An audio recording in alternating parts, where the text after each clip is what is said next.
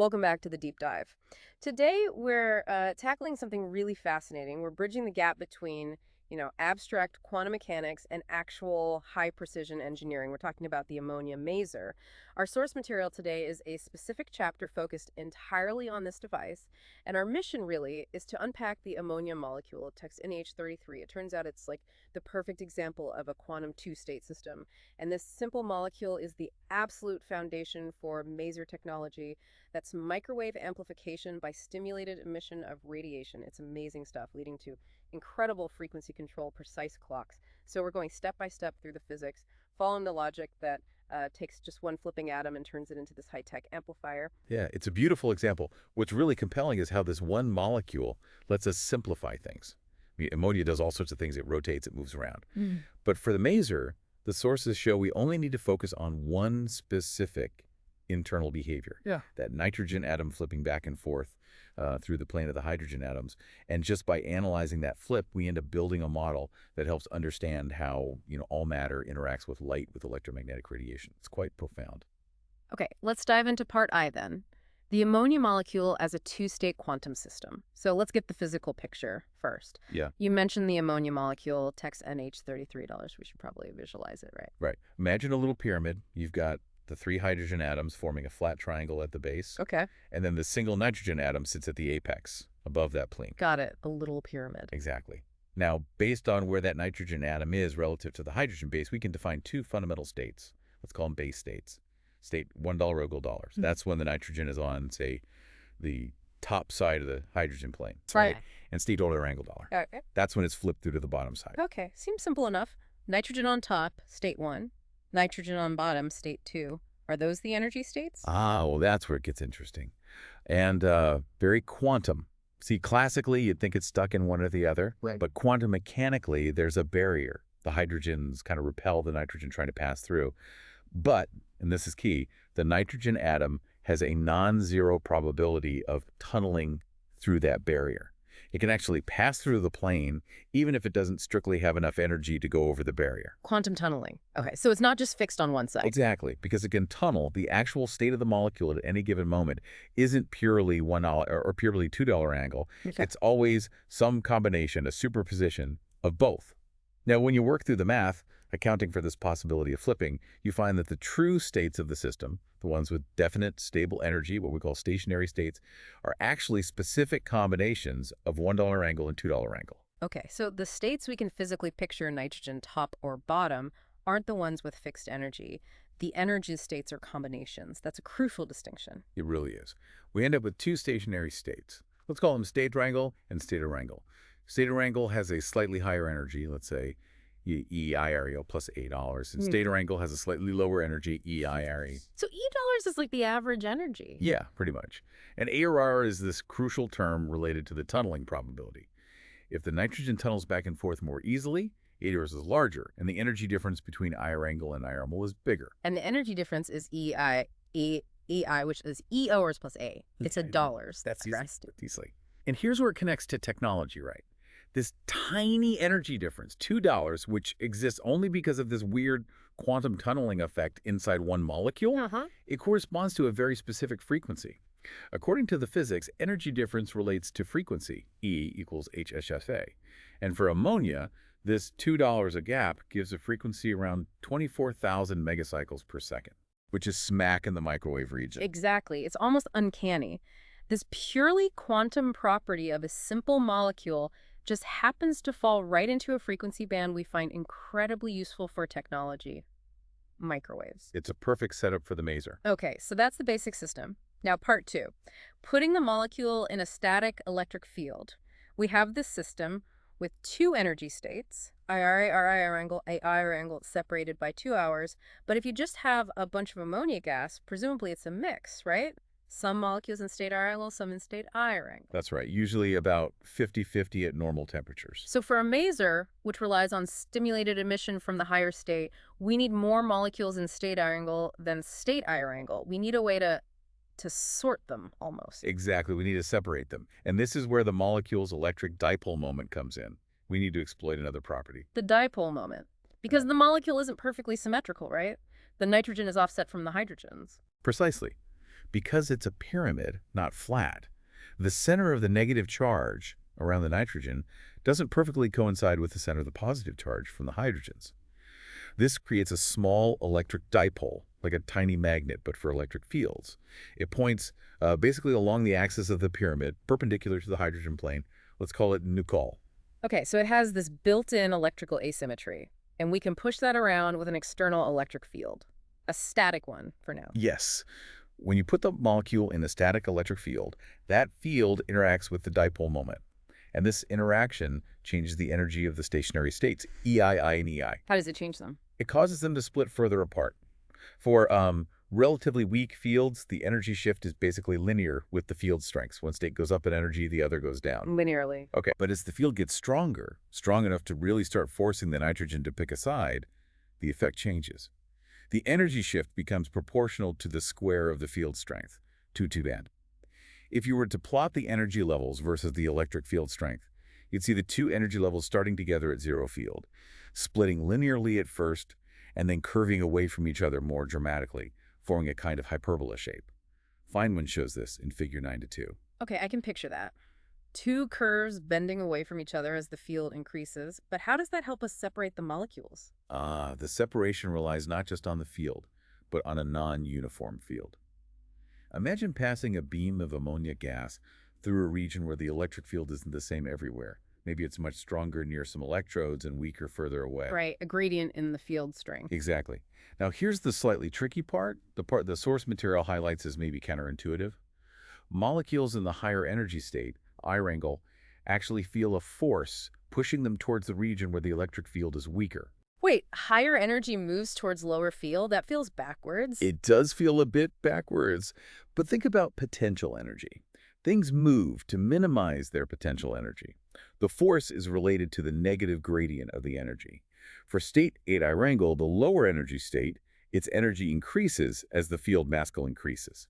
So the force pushes it towards stronger fields, seeking its lowest energy configuration within the field. Okay, that makes sense for the lower state. But for state I-wrangle, the higher energy state, its energy actually decreases slightly as the field increases, at least for the relevant field strengths used here.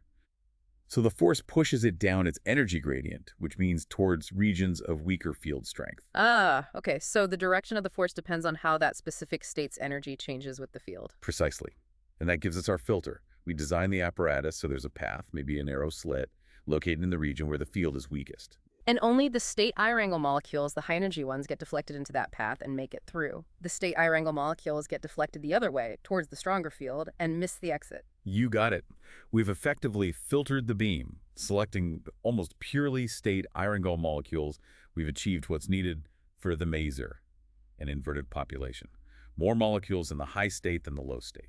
Brilliant. Okay, that sets up part 3. Transitions in a time-dependent field and resonance. So now we have this beam of highly purified, high-energy state I-wrangle ammonia molecules. What do we do with it? We shoot this beam into a special box called a resonant cavity. Think of it as a highly polished metal box, carefully dimensioned so that it can sustain oscillating electromagnetic waves, specifically microwaves at a very precise frequency. And that frequency is? Ideally, exactly the frequency corresponding to the energy gap, 2 hours. So around 24,000 megacycles per second. Got it. So the box is tuned to the molecule's natural frequency. What happens inside? Inside the cavity, the molecules encounter this oscillating electric field. It's a time-varying field now, math calls omega t. Okay. And this oscillating field is what triggers this stimulated emission. A molecule enters in state I-wrangle. The microwave field already present in the cavity interacts with it. Well, it encourages or stimulates the molecule to transition down to the lower energy state, I-wrangle. It makes it flip. It makes it flip, but here's the crucial part for amplification. When it flips down, it has to release that energy difference, 2 LLs all, and it releases it into the oscillating field in the cavity, adding energy to the wave that's already there. Ah, so each molecule flipping adds a little bit more energy to the microwave field in the box. Exactly. It reinforces the field, making it stronger. That's the amplification. Microwave amplification by stimulated emission of radiation, maser. And this works best under specific conditions. Oh, absolutely. The efficiency, the probability of this stimulated transition happening depends critically on resonance. The transition probability is maximized, like overwhelmingly maximized, only when the frequency of the driving field in the cavity is exactly equal to the molecule's natural quantum frequency. So if the cavity frequency is off, even slightly. The chance of stimulating the molecule to flip drops dramatically. It's incredibly sensitive. The source material also describes how the probability changes over time while the molecule is inside the field. It's not just an instant flip. No, it's not instant. Quantum mechanics predicts that if you put a molecule in state wrangle into this resonant field, the probability of finding it still in state I wrangle actually oscillates over time. It goes down, then up, then down again, sinusoidally. Like it's sloshing back and forth between state I wrangle and state wrangle. Kind of, yeah. The probability PPI goes down while PI goes up, and then they swap, always adding up to 1, of course. The molecule has to be in some combination of the states. Figure 9 to 5 in the text illustrates this oscillation. Okay, but how does that oscillation relate to the sharp resonance? The amplitude and rate of that oscillation depends strongly on how close omega is to omega dollars. But the key thing for the maser's precision comes when you look at the total probability of making a transition after spending a certain amount of time in the cavity plotted against the driving frequency of omega doll. This is shown in figure 9 to 8. It's not a broad curve. It is an incredibly sharp, narrow spike right at omega doll. Like tuning a radio, but way, way sharper. Exactly. Orders of magnitude sharper. That extreme sharpness means the maser is exquisitely sensitive to the frequency. It can be used to lock onto, generate, or amplify microwaves with phenomenal precision. This is the basis for early atomic clocks. Amazing. So the quantum nature, the discrete energy levels, and the resonance phenomenon directly lead to this ultra-precise device. That's the core idea. Right. Let's move to the final part, part 4. The general case absorption of light. We've gone deep into the ammonia molecule because it's the perfect example for the maser. But the chapter suggests these principles are much broader, right? This isn't just about ammonia. Absolutely not. The detailed analysis of the ammonia maser serves as a launchpad to understand the general physics of how any two-state quantum system interacts with electromagnetic radiation, which is basically how light interacts with matter at the atomic level. The framework we built for ammonia stationary states, transitions driven by an oscillating field, the importance of resonance applies universally, whether it's microwave emission, visible light absorption in an atom, or transitions in atomic nuclei. So the formula derived for the transition probability in ammonia gives us the blueprint for other situations. Yes. The probability of a transition, say from a lower state to a higher state, absorption, or vice versa, emission, generally depends on a few key factors that we saw with ammonia. First, it's proportional to the intensity of the radiation, the square of the electric field strength. Makes sense, stronger field, more interaction. Okay. Second, it depends crucially on that resonance factor. The probability peaks sharply when the radiation frequency omega matches the system's natural frequency omega doll. If you're off resonance, the probability is tiny. That sharp peak again? That sharp peak is fundamental. And third, there's a factor that depends on the specifics of the quantum states and the nature of the interaction. For electric fields, this is related to something called the dipole matrix element, often written like mu. The dipole matrix element? That sounds a bit technical. What does it represent, sort of, intuitively? Intuitively, it measures how strongly the two states, I wrangle and I wrangle, are connected or coupled by the electric field interaction. It depends on the shapes and symmetries of the quantum states. If, for instance, the symmetry of the system is such that interacting with the electric field can't easily flip the system from state I wrangle to state I wrangle, then this matrix element will be small or even zero. So even if you have the right frequency and intensity, if the states aren't properly linked by the interaction, the transition won't happen. Exactly. This factor contains the selection rules of quantum mechanics. It tells you which transitions are allowed and which are forbidden based on the properties of the states involved. Wow. So just by carefully analyzing this one molecule, text NH33, and its flipping nitrogen, we've essentially derived the core principles governing how all atoms and molecules absorb and emit light. That's pretty powerful. It really is. It shows the elegance of the quantum mechanical approach. A relatively simple, solvable system reveals universal laws. The ammonia model gives you the whole conceptual toolkit. Okay, let's wrap this up for our listeners. We've reached the end of this deep dive into the ammonia maser, following Feynman's chapter. Let's quickly recap the journey for you. We started by visualizing the ammonia molecule as a pyramid. We saw the nitrogen atom could be on either side of the hydrogen base states $1 and $2, Laura? But due to quantum tunneling, The real energy states, the stationary states, are combinations. Mhm. I wrangle high energy and I wrangle low energy, separated by a specific energy gap, $2. Right. Then we saw how a static, non-uniform electric field can be used to separate these states, exploiting the molecule's dipole moment. This let us filter the beam, keeping only the high-energy I-wrangle molecules. We then fed this prepared beam into a resonant cavity tuned to the frequency 2 LEI bar. The microwave field inside stimulated molecules to drop to state II wrangle, releasing their energy $2 and amplifying the field. And the key to the maser's power and precision is that incredibly sharp resonance peak. The process only works efficiently if the cavity frequency exactly matches the molecule's natural frequency. hmm And that precision is astonishing.